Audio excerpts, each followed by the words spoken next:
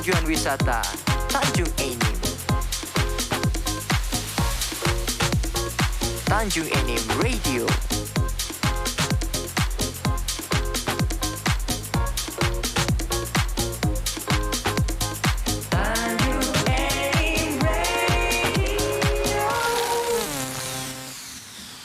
Selamat siang para kaca Tanjung Enim Radio. Untuk Anda yang baru bergabung bersama kami di Ngobras Tanjung Enim Radio hari ini di hari Kamis 10 Maret 2022 sampai jam 12 pas nanti kebersamaan kita di siang hari ini. Baik, sebelum kami lanjutkan kembali untuk berbincang-bincang dengan rekan-rekan kita dari Satuan Briket Tanjung Enim, Briket PTBA Tanjung Enim, kami ucapkan terima kasih untuk Anda yang sudah like di Facebook kami, antara lain ada Trisma Aji, Pita Anjeli, kemudian untuk Miselen ya, untuk Heni Darmayanti, Adi Bramantio, kemudian juga untuk Aldo Irawan. Makasih Bung Aldo, kalau yang Bung Aldo ini ya, saya khawatir ada Bung Aldo lain. Kemudian terima kasih juga untuk Diatu, Indra Kibari, Mas Indra selamat siang ya, terima kasih sudah like di Facebook kami. Juga untuk Widya Ridwan, Hernanto dan Agil AC. Terima kasih untuk semuanya. Dan saya mau boleh Mas Ricci, juga boleh Mas Pride nih. Sebenarnya alur atau proses pembuatan batu briket itu seperti apa sih dari awalnya nih? Iya, alurnya itu batu bara kita ambil dari PAB Bambu Barat dan PAB Tal. Itu kita angkut pakai DT menuju ke stok file briket. Briket ya. Dari stok file briket itu dibantu dengan wheel loader, itu dimasukkan ke hopper round cool, lalu dialirkan ke hammer crusher untuk permukaan. Lalu masuk ke screen dengan ukuran kurang dari 5 cm. 5 cm ya. Setelah itu dialirkan ke rotary dryer untuk pengeringan. Nah, keluar dari rotary dryer itu ada pemisahan lagi antara batu bara yang halus dan batu bara yang kasar. Kasar ya. Tujuannya untuk apa tuh? Itu untuk supaya batu bara yang halus atau fan coolnya itu enggak terikut dalam proses karbonisasi. Oh, seperti itu ya. Karena kalau terikut dalam proses karbonisasi dia percuma, dia enggak menghasilkan. Enggak menghasilkan ya. Iya. Oke. Selanjutnya? Habis terbakar. Selanjutnya untuk yang batu bara yang halus itu nanti disaring kembali di multiklon untuk dipisahkan antara gas buang dan fan coolnya. Kalau fan coolnya kita masukkan lagi ke dalam hopper, lalu kita alirkan ke bak penampungan yang telah berisi air. Nah, bak yang telah berisi air ini atau water spray itu gunanya untuk supaya batu bara halus atau fan cool itu tidak berterbangan di tiup angin. Oh, jadi untuk menghindari, dalam proses pembuatan itu air tetap diperlukan ya. Tujuannya seperti itu ya. Ya. Nah, kalau untuk batu bara yang kasar itu langsung naik ke screen dengan butiran kurang dari 5 mili. 5 mm. 5 mm persegi ya. Kalau yang lebih dari 5 mm itu masuk lagi ke crusher.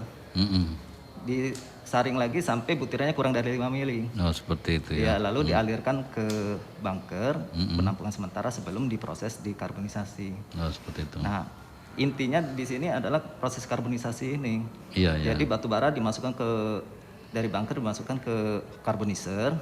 Itu dengan suhu berkisar antara 450 sampai 500 derajat. Nah, tujuan dari suhunya besaran seperti itu apa nih Pak Praid? Tujuannya itu suhunya itu untuk memisahkan flap meter dan TM-nya. Oh, seperti itu ya. Jadi proses karbonisasi ini sebenarnya itu untuk mengurangi serendah mungkin PM dan TM yang terkandung di dalam batu bara itu sendiri. Batu bara itu ya. Setelah itu kurang lebih dari 7 menit itu proses karbonisasi itu langsung hasilnya naik ke recycler itu untuk dipisahkan antara colloid dengan jet terbangnya tadi. Ya, ya. Lalu masuk lagi ke cyclone itu untuk disaring kembali. Kalau ada kolet yang masih terikut oleh gas terbang tadi, itu koletnya itu langsung masuk ke kolet receiver, sedangkan gas terbang, gasnya itu dialirkan ke combustion furnace. Nah, di dalam combustion furnace ini gas itu nanti dibakar hingga menghasilkan suhu 900 sampai 1300 derajat Celcius. Derajat Celcius ya. Nah, hasil dari proses pembakaran gas ini itu digunakan lagi untuk proses pengeringan batu bara di rotary dryer dengan proses pengeringan briquette di continuous dryer. Iya, iya. Kalau colloidnya itu setelah ditampung di colloid receiver itu nanti masuk ke colloid feeder untuk proses pendinginan dengan water spray. Baru kita alirkan ke stockpile colloid. Iya, iya. Nah, kalau untuk proses pembriketan itu kita kalau yang untuk super ini ya, yang kategori super ya, 90% colloid itu kita campur dengan 7% clay, 3% tapioka. Iya. Kalau clay ini fungsinya sebenarnya untuk stabilator panas dan penguat briquette itu sendiri. Iya. Kalau tapioka itu fungsinya untuk perekat. Perekat ya, perekat. Karena tapioka kan mengandung lem lah ya, jenis-jenis lem ya. Jadi memudahkan untuk pencetakannya. Iya. Setelah clay dengan colloidnya diaduk hingga meratap dengan menggunakan wheel loader, itu kita masukkan ke dalam hopper, lalu kita alirkan ke pengayakan untuk memisahkan kotoran-kotoran yang terikut. Iya. Lalu baru masuk ke crusher, dihaluskan kembali. Setelah dari crusher itu dialirkan ke binder feeder itu untuk pencampuran tapioka yang 3%. Iya. Nah, setelah itu masuk ke collet feeder.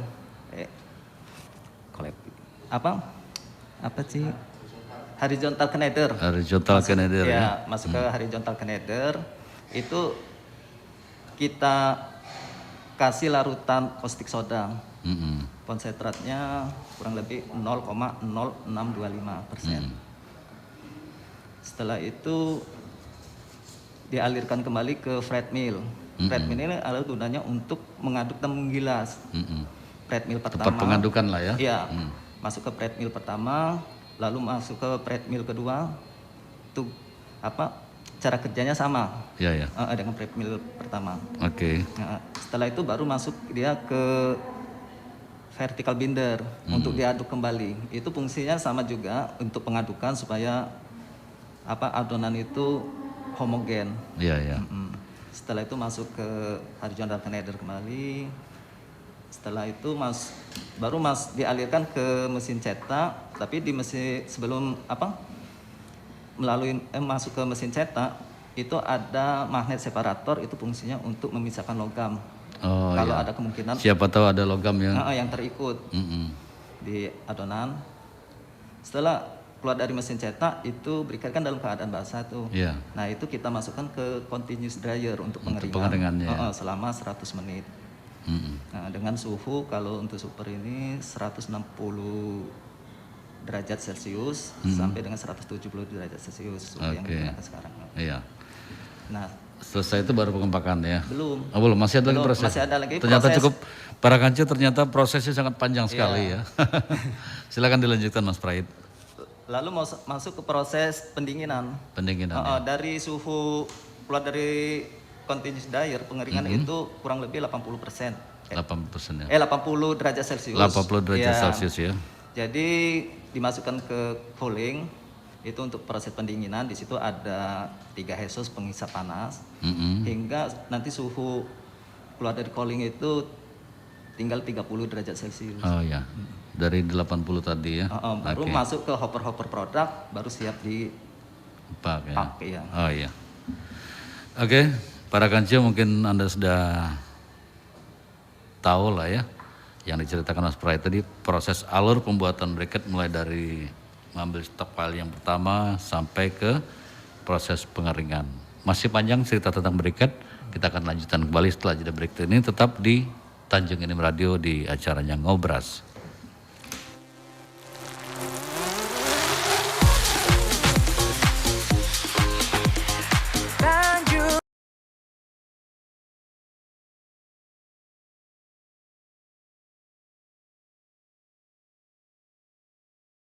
Tanjung Enim Radio. Dari kota tujuan wisata Tanjung Enim. Tanjung Enim Radio.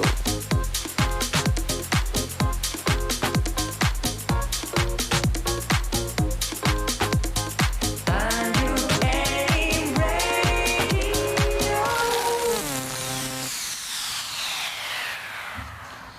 Oke, para kancil Tanjung Enim Radio, tanpa terasa kita sudah berada di penghujung acara perbincangan kita kali ini bersama bapak-bapak dan rekan-rekan dari Briket Batubara PTBA Tanjung Enim ya. Dan saya mau langsung ke Pak Erwin ini. Kedepannya pengembangan usaha untuk Briket ini seperti apa nih Pak Erwin? Atau Baik. ada rencana-rencana apa aja tentang Briket? Ya, terima kasih Bung Reddy. Untuk pengembangan yang pertama atau maksudnya yang awal-awal akan dekat ini paving block. Paving block ya? Ya, pembuatan paving block sekarang sudah mengurus ke administrasinya. Nah, insya Allah mungkin sekitar bulan April kita akan mulai produksi. Tapi ini Sudah diuji kelayakannya sudah ya? Sudah semua, sudah kita lewati. Hasilnya seperti apa? Yang SD SMP, yang jalan sayap kiri sayap kanan di SD SMP di Trans Jawa, itu paving block dari hasil Oh, kita. produksi dari Briket. Iya, Oke, kita begitu, berikan Pak. tepuk tangan dulu. Ternyata yang sering saya lewati ternyata bikin buatan Briket Batubara ya. Iya, itu. Nah, Oke, yang berikutnya itu apa? yang terdekat. Nah, yang kedua yang agak kita memang skalanya insya Allah agak besar nanti, Iya. yaitu masalah karbon aktif. Karbon aktif. Nah, insya Allah dari pengembangan usaha, satker dari pengembangan usaha, itu sekarang lagi ada tahapan dengan kerjasama dengan Tekmira. Nah, insya Allah nanti sekitar tanggal 16 Maret, insya Allah itu akan jadi istilah itu tolak awal kita lah. Iya. Dilanjutkan apa tidak kalau istilahnya gitu. Iya. Dan nanti kalau memang itu jadi akan istilah itu didirikan di sini, insya Allah itu akan menjadikan semacam inovasi dari Briket sendiri. Ya. Briket tetap jalan, tapi nanti ada alat tambahan lagi namanya alat tarik kilen yang akan membuat sebagai karbon aktifnya. Oh iya. Nah, insya Allah itu pemasarannya akan ke luar negeri. Amin ya. Nanti Tanjung Enim Radio jadi tim pemasaran juga. Iya, siap. Oke. Nah, selain dari dua itu ada wacana enggak, istilahnya semacam angan-angan cita-cita, wah Briket ini kalau kita bikin ini akan lebih itu lagi nih. Iya, yang terdekat sudah wacana atau ancang-ancangan teman-teman kota wisata, kita akan membuat semacam souvenir nanti. Souvenir ya. Souvenir ya mungkin masih di redesign ya, dengan redesign itu. Tetap menggunakan bahan-bahan dari Briket ya. Iya, contohnya misalnya kayak buat miniatur Montpera atau kayak gitu nanti.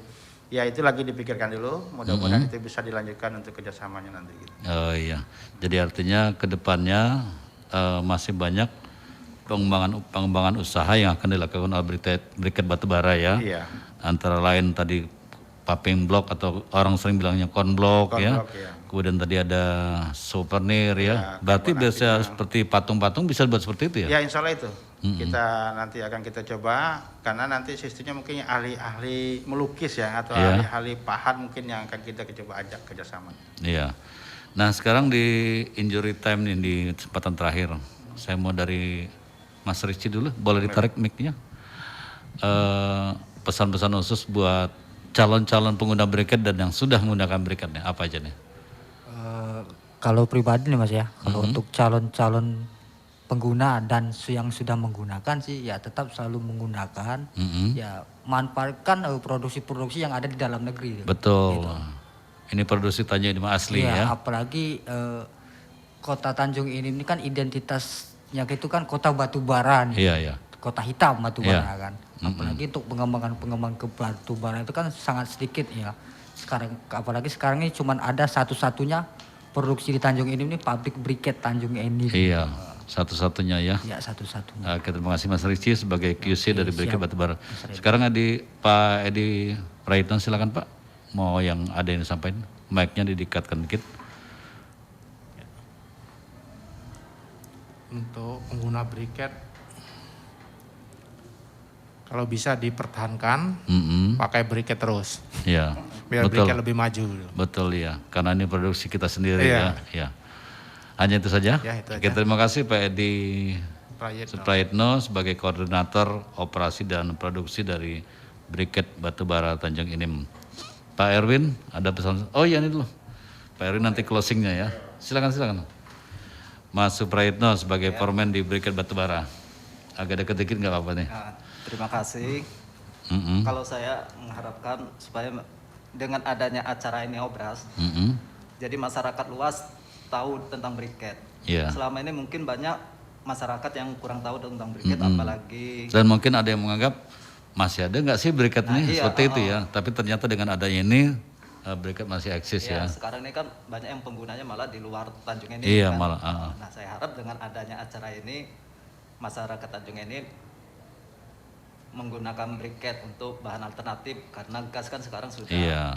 susah didapat, harganya juga mahal. Sedangkan kita kan punya produk briket Iya. yang ramah lingkungan, Iya. harganya juga lebih murah. Yang Khususnya benar- untuk industri kecil. Iya, atau home industry ya. rumahan. Oke. Pak Erwin nih mungkin sebagai asisten manajer Briket Batubara nih pesan-pesan khusus untuk calon pengguna briket juga yang sudah menggunakan briket dan keunggulan dari briket itu sendiri. Ya mungkin tadi di awal-awal para kanca belum mendengarkan keunggulan dari briket. Silakan Pak Erwin. Ya, baik untuk masyarakat yang mendengarkan Tanjung Enim Radio, yang kami istilahnya itu memang menonjolkan sekali untuk ramah lingkungannya, Ya. ramah lingkungan dan untuk keselamatan kerjanya lebih kondusif. Ya. Kenapa tidak mungkin akan meledak? Ya. Ya. Dan yang kedua, briket ini sendiri bisa untuk membantu UKM, Iya. usaha kecil Kecil menengah. menengah, iya. Nah, silakan nanti kalau memang mau konsultasi ataupun apa, silakan datang langsung ke Bangka Barat ke kantor Oh iya. kita. Mungkin ada nomor yang bisa dihubungi atau Iya, mungkin untuk call center kita di ya. medsosnya. Call center kita mungkin kalau nggak sempat datang mungkin sudah mau nanya-nanya atau apa. Iya. Ini sekaligus WA kita juga, Iya. WA untuk call center kita 0812 7201 9944. Oke. Saya ulangi untuk call center Briket Tanjung Enim 0812 Iya. 7201 9944. Oke. Nanti Online di 24 jam ya? Enggak ya? paling sampai jam 5 sore. Oh, 5 sore. Iya, karena adminnya Dikhawatirkan juga. ada yang nelpon malam. Ya, enggak, karena kita Jadi selama batasi jam kerja ya? Iya, jam kerja aja sampai jam 5 sore. Oke. Silakan mau nanya apa-apa ataupun tentang mau nanya briket ya. tungku kah atau apa gitu nanti kita akan bantu. Karena di sini semacam alternatif. Iya. Alternatif dari gas. Mudah-mudahan bisa membantu. Ya, kalau kata kawan-kawan sih murah meriah. Murah meriah, betul ya. meriah. Bisa selama ini mungkin kayak sate tadi tidak perlu dikipas Iya. gitu ya. Cuma memang ada teknik khusus pakai besi Iya, kan itu kan tusuknya ya. modifikasi yang selalu kita robah. Nah, mudah-mudahan briket ini yang nyaris tidak terdengar, Iya. insya Allah akan berkembang dengan pekikannya yang lebih keras lagi. Iya, gitu. betul. Oke. Itu harapan kita semua. Oke. Iya. Oke, para kanci Tanjung Radio, Pak Erwin sebagai Assistant Manager Briket, terima kasih. Pak Edi Suprayitno sebagai Koordinator Operasi dan Produksi, terima kasih sudah hadir di Obras Tanjung Radio. Mas Ricci sebagai QC, terima kasih juga, dan juga Pak Suprayitno, terima kasih, dan insya Allah lain waktu kita bisa ngobrol lebih banyak lagi di acara yang sama. Para kanca, akhirnya atas nama kerabat kerja yang bertugas, saya Reddy Smash dan kru yang bertugas serta teman-teman dari Briket Tanjung ini mengucapkan terima kasih. Sampai jumpa dan tetap jaga protokol kesehatan. Wassalamualaikum warahmatullahi wabarakatuh.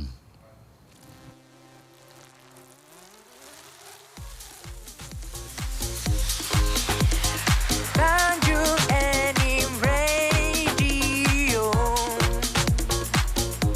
Dari kota tujuan wisata Tanjung Enim. Tanjung Enim Radio.